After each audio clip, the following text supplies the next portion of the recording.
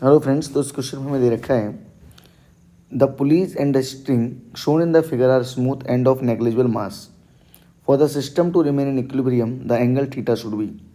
हमारे पास पुली और जो स्ट्रिंग है वो स्मूथ है और नेग्लिजिबल मास की है और इस सिस्टम को इक्विलिब्रियम में रखने के लिए एंगल थीटा कितना होना चाहिए, ये हमसे पूछा गया है। तो आओ पहले इन क्या करते हैं, हम यहाँ पर देखते हैं कि टेंशन कितना है। मान लेता हूँ मैं टेंशन T1 है और यहाँ मास की वजह से जो वेट होगा वो होगा mg।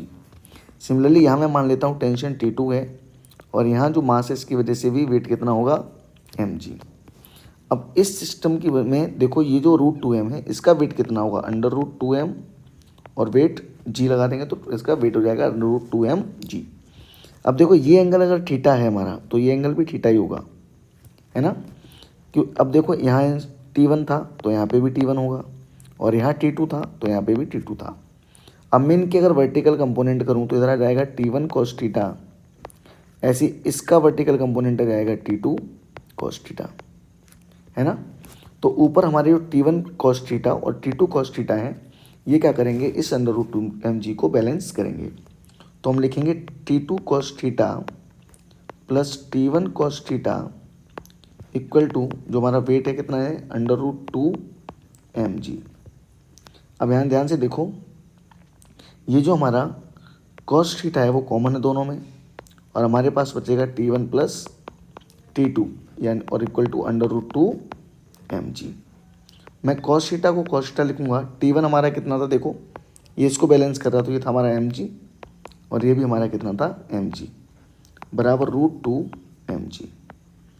ये देखो cos थीटा और ये mg प्लस mg कितना हो गया हमारे पास 2mg और बराबर में कितना है √2mg। इस mg से ये mg कैंसिल आउट हो गया तो cos थीटा हमारा कितना बचा √2/2, यानी हम इसको कैंसिल करेंगे तो आ जाएगा 1/√2 और cos थीटा हमारा क्या होता है 1/√2 होता है cos 45, है ना।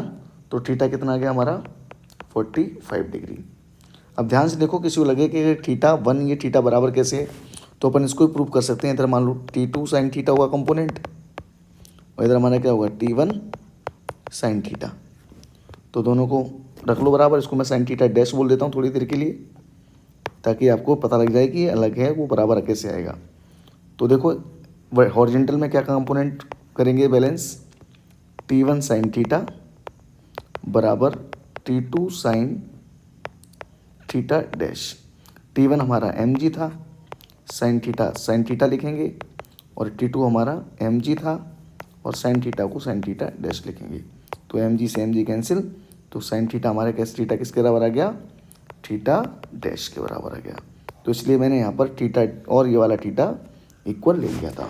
तो हमारा आंसर क्या आ गया थीटा इक्वल टू 45 जो कि हमारा सी ऑप्शन है। I hope you understand. Thank you.